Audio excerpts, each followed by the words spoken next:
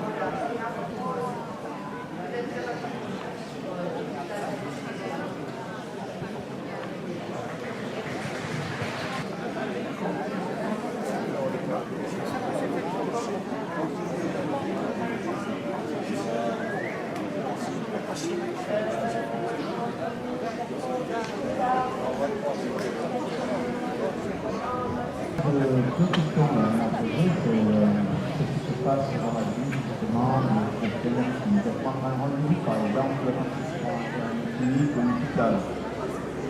Ça se passe dans les sociaux. On mène un combat sur Tarascon depuis plus d'1 an maintenant, et on nous dit statistiquement c'est pas rentable. Alors on leur explique quand même que Tarascon c'est au bout du département, que si on le ferme, les assurés, ça va être minimum 1 heure de trajet. Parce qu'on a des choses à gagner. Ce n'est pas une utopie. Et ça, il faut le faire partager partout. Le cycle dans les tuyaux, puisque la presse en a parlé depuis plus d'une semaine, c'est la réforme annoncée par ce gouvernement, qui sera faite certainement avant les élections, c'est sur l'assurance maladie. Et ça, donc il y a toutes ces questions-là. Il y a la loi sur l'autonomie. La loi sur l'autonomie, elle n'est pas financée. Donc elle est réduite. Elle n'est pas celle que la CGT voulait, puisque la CGT, dès le début, a dit de 0, de la naissance à la mort. Voilà. Il faut absolument que là, on soit très nombreux pour peser à nouveau. On a besoin de faire entendre nos besoins en termes de pouvoir d'achat, sur nos pensions, et de dire, on n'est pas ni des nantis, on n'est surtout pas les nantis pour lesquels ils veulent nous faire passer. Donc on a besoin d'argumenter et d'exiger, ne serait-ce que pour lui. Non, on n'est pas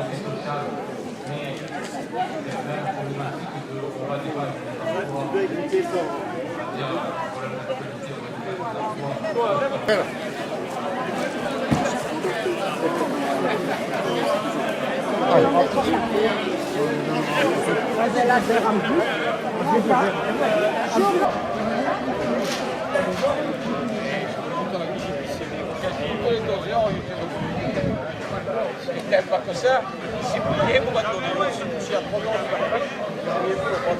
Et on et un maintenant.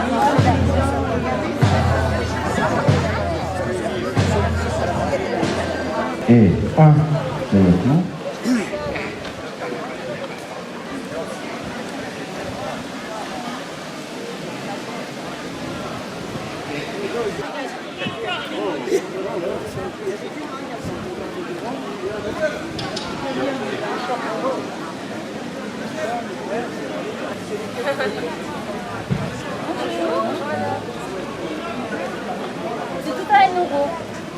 Là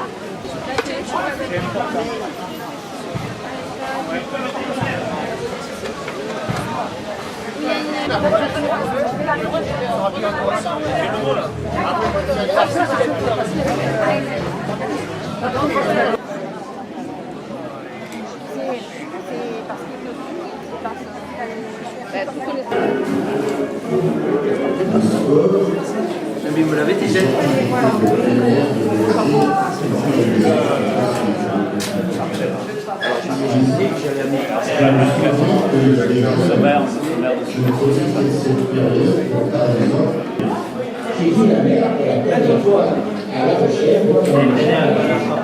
n'a pas dit. Il n'a pas fait les présentations. Voilà. Il n'a pas dit comment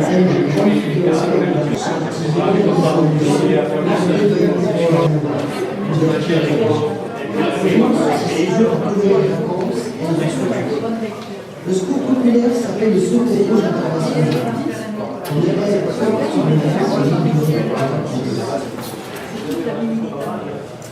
Populaire France.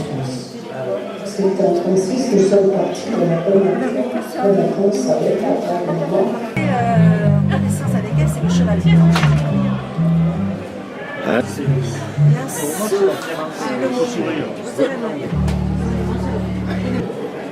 Il a loué dans la vallée de Chevreuse, à Saint-Rémy-des-Chevreuse, plus exactement, une petite piole. Et c'est là qu'on a passé 15 jours. Je me souviens pas très bien si c'était juillet ou août, mais ce que je me rappelle bien, c'est que ça a été un moment assez extraordinaire. Est maintenant une joie que tous peuvent connaître. Le chemin de fer a modifié les conditions de la vie privée et provoqué une révolution économique qui a changé les dimensions de la civilisation. Romancier du voyage, poète de l'évasion, les plus grands artistes ont chanté les joies du départ. Connaissance avec elle, c'est le cheval.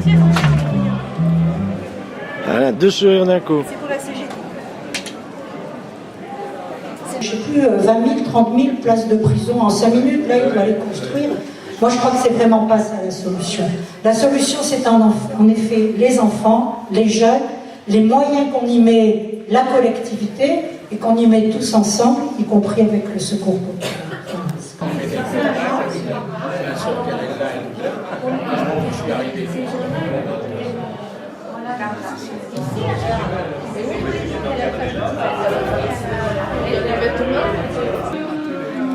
Tu passes entre les deux et tu gagnes le point. Il n'y avait que deux.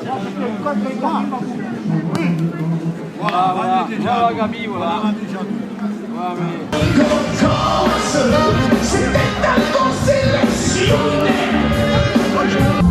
Cathy, les retraités des Bouches-sur-Rhône font la fête.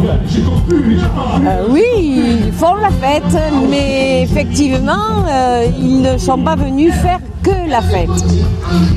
Nous, dans cette 11e année de fête de Fabregoul, nous avons voulu franchir une étape dans son contenu.